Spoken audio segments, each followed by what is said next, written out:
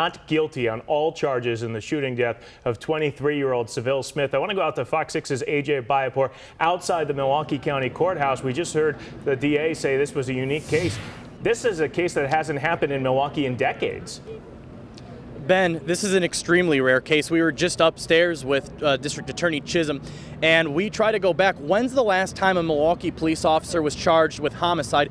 You have to go back more than a decade. It was about 2005 or 2006 with Alfonso Glover. That was for an off-duty shooting. To go back to the last time an on-duty shooting involving a Milwaukee police officer resulted in a murder charge, you have to go back to the late 70s in the Bell case. So that's before some of the jurors in this case may have even been alive. So this is an extremely rare circumstance. Then on top of that, you have the sequestered jury. That's something that hasn't happened in this county for more than 20 years. So Ben, on multiple levels, this is a historic trial, and DA Chisholm made that clear when he talked afterward. And because of the historic nature of this trial, it was really difficult to get a read on how the jury would react to this. This is a very rare charge in this county. So at times you're in the hallway as this deliberation is going on into the second day wondering what to make of this. We're now on the second day. It's been 24 hours since the end of closing arguments. What's the jury going to do here? And at the end of the day, you really can't come up with a good answer because you're just making a pure guess. We really didn't know what was going on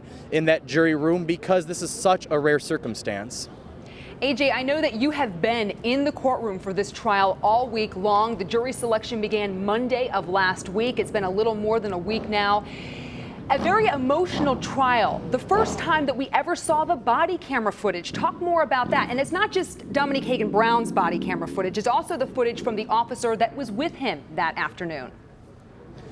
Absolutely. I think, Stephanie, the first time you look at that body camera, I think most people who saw that body camera video, the first time you watch it, you're jarred. You're jarred by how terrible it is to watch someone lose their life regardless of the circumstances. That's difficult to watch. I think for most people, the other thing that pops into your head when you watch that body cam video is that this happened incredibly fast. You're talking about 12 seconds from the time Officer Heaggan-Brown got out of the car to when that second shot was fired into Seville Smith's chest. This was an extremely fast-moving situation. And as far as which prism through which to view this video, from the district attorney to the defense table, there were two clearly different ways of looking at this. From the prosecution side, it was kind of a frame-by-frame way of looking at this. Repeatedly, the district attorney from both Officer Malafa's body camera, the trailing officer, and Officer Heaggan-Brown, freezing it right at the frame before that second shot is fired, saying, look, Seville Smith is on his back. His legs are over his head. He's already been shot in the arm. The gun's gone. It's 30 feet away.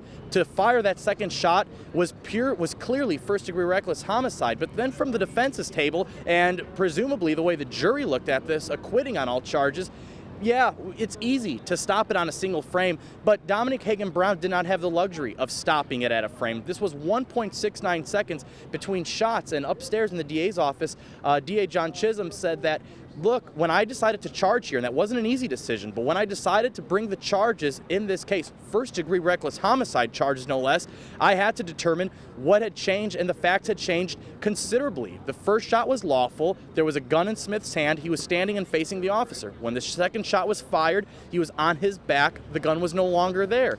It's a very different set of circumstances, but what the defense hammered away at was those facts may have changed, but they changed in 1.69 seconds. It was a very rapidly changing situation, and even after that 1.69 seconds, Heaggan-Brown, in his statement to officers, said, well, I didn't know Smith had a second weapon. I couldn't see his hands. The defense's only attorney, the Milwaukee-based use of force expert, said the way we train officers is if we can't see a suspect's hands, they're a threat.